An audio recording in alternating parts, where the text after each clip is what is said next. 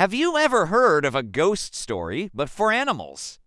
Tales of creatures long declared extinct by science suddenly reappearing in the wild.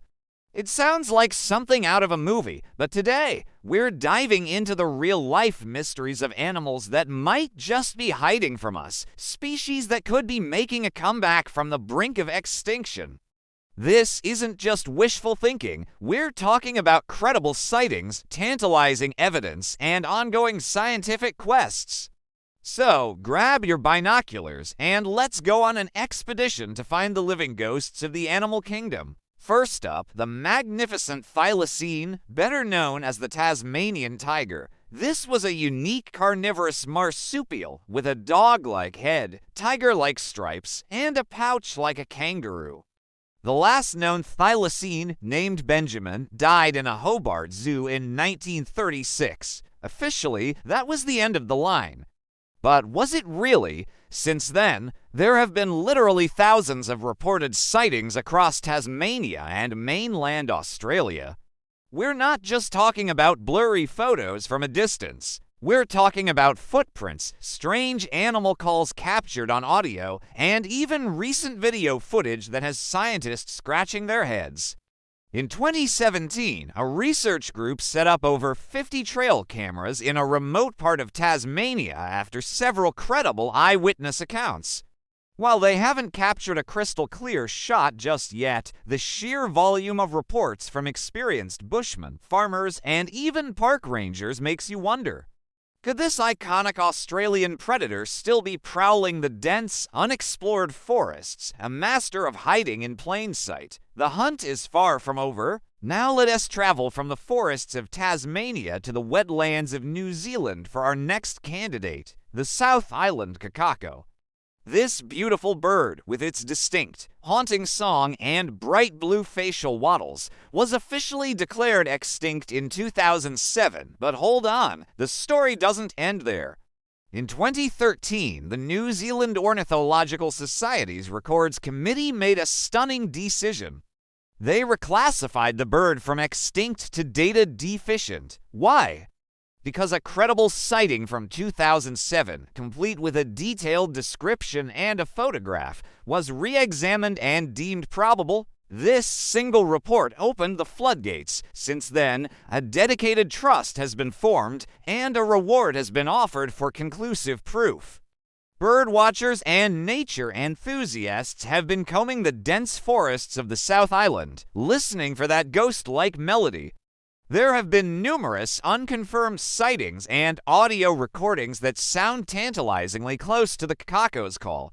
It's a powerful reminder that sometimes a species isn't gone, it's just waiting to be rediscovered. Next, let's set our sights on the oceans, the last true wilderness on our planet. Our target, the Japanese sea lion.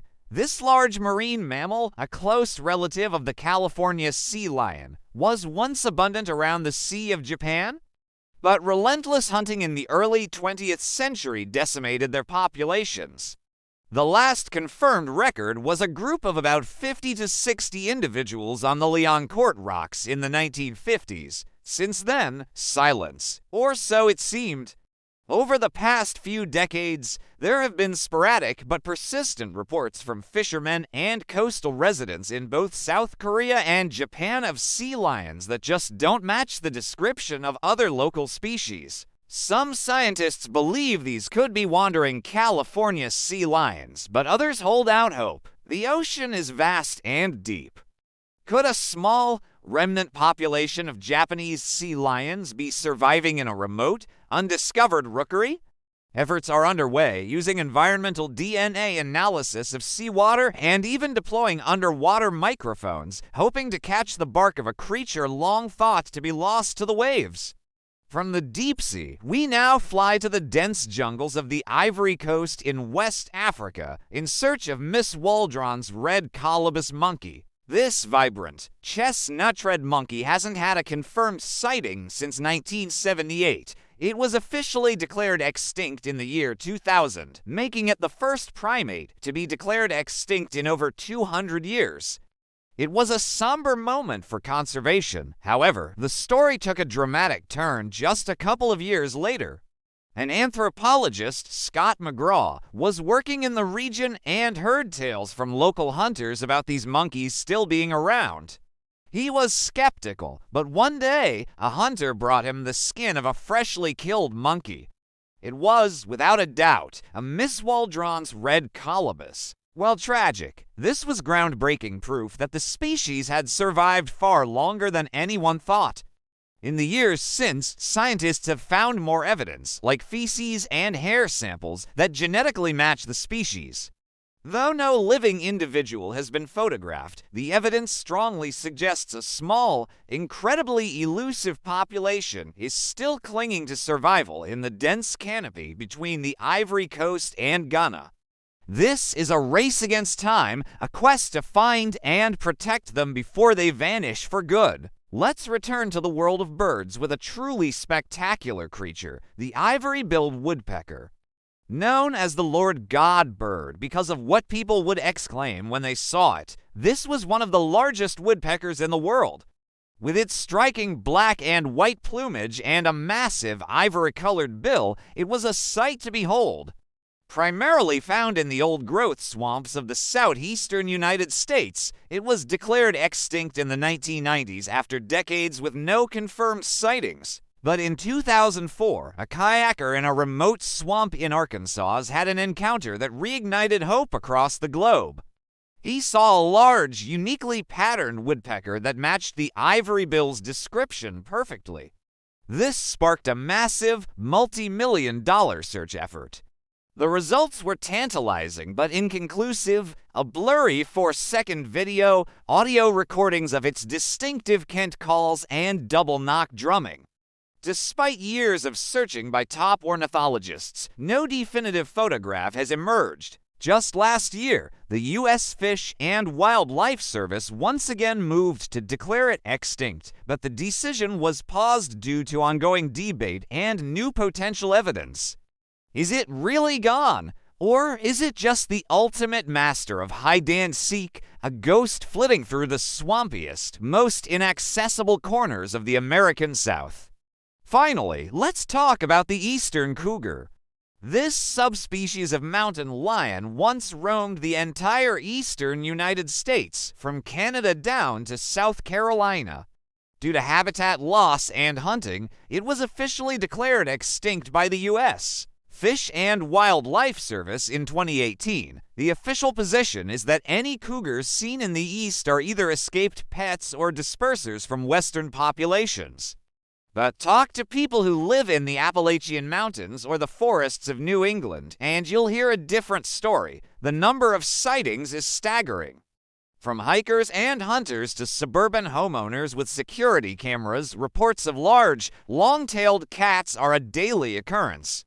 Many are dismissed as bobcats or even large house cats, but some come with compelling video footage or clear tracks. The key question is whether there is a breeding population. While officials remain skeptical, citing a lack of physical evidence like roadkill or genetically confirmed eastern cougar scat, the sheer persistence of sightings keeps the debate alive. Could a small, highly adaptable population have held on in the most remote mountain ranges, slowly and quietly reclaiming their ancestral territory? It's a mystery that continues to captivate and intrigue. These stories aren't just about chasing shadows. They represent hope. They show us that the natural world is more resilient and mysterious than we often give it credit for. The potential rediscovery of these extinct animals, a phenomenon known as the Lazarus effect, carries profound implications for conservation. It forces us to reconsider the finality of extinction and highlights the critical importance of protecting wild, unexplored habitats. These are the places where ghosts might still live. The search for the thylacine, the kakako, the ivory-billed woodpecker, and others is a testament to our enduring connection to the wild and our deep-seated hope that it is not too late.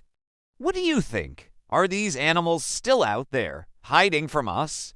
Let me know in the comments which one you believe is most likely to be rediscovered. Thank you so much for joining me on this journey into the world of cryptozoology's most wanted. If you enjoyed this video and want to explore more mysteries of the natural world, please hit that like button and don't forget to subscribe and turn on notifications so you won't miss our next adventure. We'll see you in the next one.